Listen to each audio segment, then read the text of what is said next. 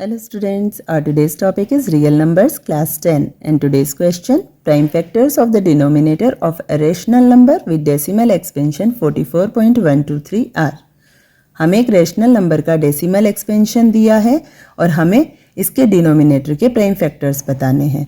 हमें जो decimal expansion दिया है ये टर्मिनेटिंग डेसिमल है और जब भी कोई एक्सपेंशन टर्मिनेटिंग डेसिमल में होता है इट मीन्स उसके डिनोमिनेटर में ओनली 2 और 5 ये दो ही फैक्टर होते हैं।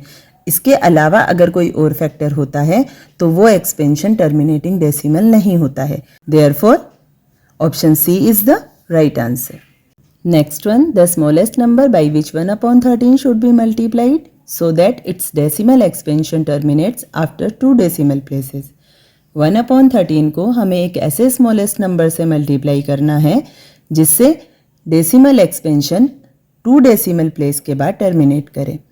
अब क्योंकि हमें टर्मिनेटिंग डेसिमल में कन्वर्ट करना है इसलिए डिनोमिनेटर में ओनली 2 और 5 ये दो ही फैक्टर होने चाहिए, जबकि हमें जो नंबर दिया है वहाँ 13 डिनोमिनेटर है। तो सबसे पहले हमें इस 13 को रिमूव करना होगा।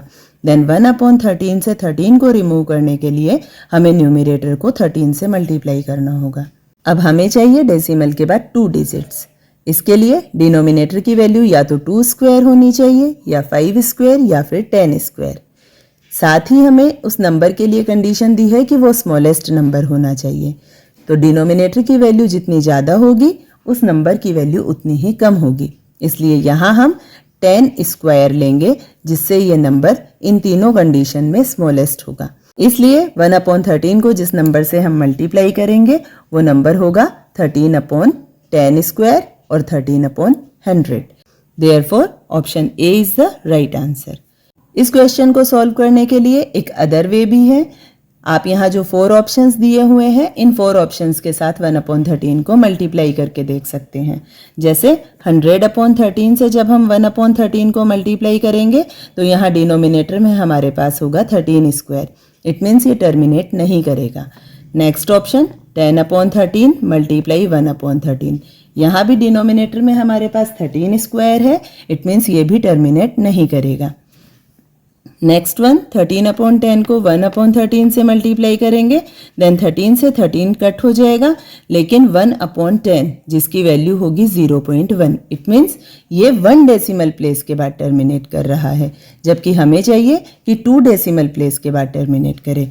और जब हम 13/100 को 1/13 से मल्टीप्लाई करेंगे तो 13 से 13 कट हो जाएगा और 1/100 को सॉल्व करेंगे तो आंसर होगा 0.01। पॉइंट के बाद 2 digit, it means 2 decimal place के बाद ये डेसिमल एक्सपेंशन टर्मिनेट करता है। Therefore option A is the right answer. Next one, the decimal expansion of number 441/2 square multiply 5 cube multiply 7 has terminating decimal, non terminating but repeating, non terminating non repeating या फिर terminating after 2 places of decimal.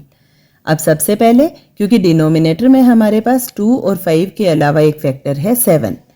अब जब तक denominator में 7 factor है इसे हम terminate show नहीं कर सकते।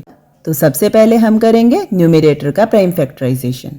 441 का प्राइम फैक्टराइजेशन होता है 3 स्क्वायर मल्टीप्लाई 7 स्क्वायर। अब क्योंकि न्यूमरेटर का भी एक फैक्टर 7 है इसलिए 7 से 7 कट हो जाएगा और डिनोमिनेटर में हमारे पास ओनली 2 और 5 दो ही फैक्टर लेफ्ट रहेंगे, इसलिए ये टर्मिनेटिंग डेसिमल है।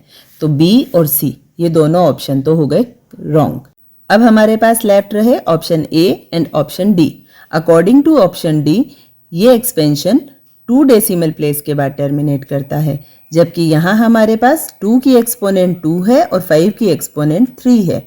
इट मीन्स हाईएस्ट एक्सपोनेंट 3 है, इसलिए ये 3 डेसिमल प्लेस के बाद टर्मिनेट करेगा। Therefore option A is the right answer. Next one, the decimal expansion of 17/8 will terminate after how many places of decimals. हमें बताना है कि 17/8 का जो डेसिमल एक्सपेंशन है वो कितने डेसिमल प्लेस के बाद टर्मिनेट करेगा।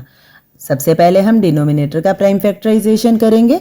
8 इक्वल्स टू होता है 2 क्यूब, इट मीन्स ये टर्मिनेट करेगा। Then option D is not the right answer. Second step 17 और 8 ये दोनों को प्राइम नंबर्स है और 8 के प्राइम फैक्टराइजेशन में 2 की एक्सपोनेंट 3 है, इसलिए इसका डेसिमल एक्सपेंशन 3 डेसिमल प्लेसेस के बाद टर्मिनेट करेगा. Therefore option C is the right answer. Last one, the decimal expansion of 63 upon 72 multiply 175 is. Rational number जो दिया है, सबसे पहले हम इन तीनों नंबर्स का प्राइम फैक्टराइजेशन कर लेंगे. 63 का प्राइम फैक्टराइजेशन होगा 3 स्क्वायर मल्टीप्लाई 7. 72 का प्राइम फैक्टराइजेशन होगा 2 क्यूब मल्टीप्लाई 3 स्क्वायर. एंड 175 का प्राइम फैक्टराइजेशन होगा 5 स्क्वायर मल्टीप्लाई 7. अब यहाँ हमारे पास डिनोमिनेटर में 3 स्क्वायर एंड 7 ये दो फैक्टर हैं जो जब तक डिनोमिनेटर में है तब तक ये एक्सपेंशन टर्मिनेट ही नहीं करेगा. लेकिन क्योंकि हमारे पास न्यूमरेटर में भी 3 स्क्वायर एंड 7 है तो हम 3 स्क्वायर से 3 स्क्वायर को कट कर देंगे और 7 से 7 को कट कर देंगे. अब हमारे पास डिनोमिनेटर में ओनली 2 और 5 दो ही फैक्टर है. इट मीन्स ये एक्सपेंशन टर्मिनेट करेगा. Therefore option A is the right answer.